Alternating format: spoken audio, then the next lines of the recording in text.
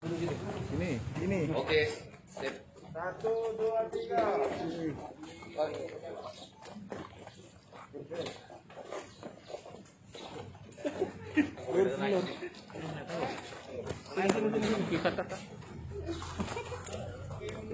Sini.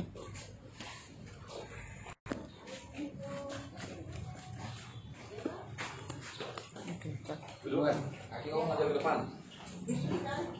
Dulu, kaki kamu maju ke depan. Di depan. Mundur. Tapi melemparkan bubuk ini kepada korban. Kemudian korban terjatuh di daerah Siringagung tersebut, di mana korban ini Pak Syukur ini membawa tas. Tas. Tas ini adalah tas yang dipergunakan saudara Syukur sehari-hari, di mana dia adalah seorang sales di perusahaan PT SIP yang bergerak di bidang minyak goreng, digunakan untuk mengambil tagihan sehari-hari. Nah, pada saat itu saudara Syukur terjatuh, saudara Syukur mencoba mempertahankan tas ini karena tas ini berisi uang tagihan pada hari itu sekitar 5 juta rupiah, uang hasil tagihan yang dilakukan oleh saudara Syukur. Kemudian melihat korban mencoba mempertahankan tas, tersangka mengeluarkan karter yang sudah dipersiapkan sebelumnya. Kemudian dengan karter inilah menyerang korban secara membabi buta. Jadi korban sempat menangkis hingga di bagian tangan sebelah kanan, sebelah kiri mengalami luka sobek hingga urat arterinya putus sampai ke tulang. Kemudian luka menganga besar sekitar 32 cm melintang di dada dari atas ke bawah, menganga kelihatan tulangnya.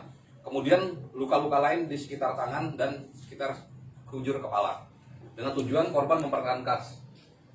Karena tersangka mencoba merebut tas ini dapat kita lihat di sini rekan-rekan, sudah putus disayat dengan menggunakan karter, sudah putus disayat menggunakan karter oleh tersangka.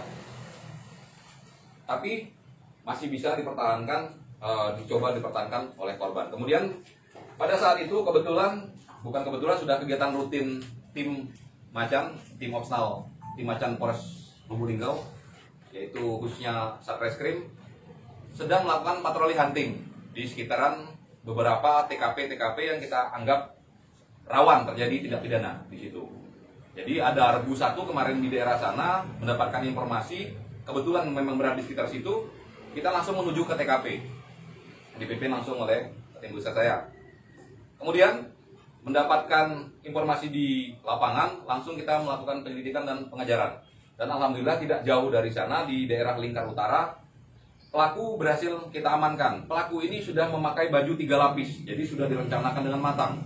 Dengan tujuan, apabila berhasil dia akan langsung ganti baju, sehingga ciri-ciri yang diketahui oleh saksi mata di situ dapat dikelabui oleh si pelaku. Pelaku ini bukan hanya pertama, tapi ini sudah yang ke residivis, karena sebelumnya juga pelaku melakukan hal yang sama, 365 yang sama di daerah selatan juga. Di daerah selatan juga. Jadi ini pelaku adalah residivis kambuhan. Jadi itu saja, mungkin ada pertanyaan dari rekan-rekan.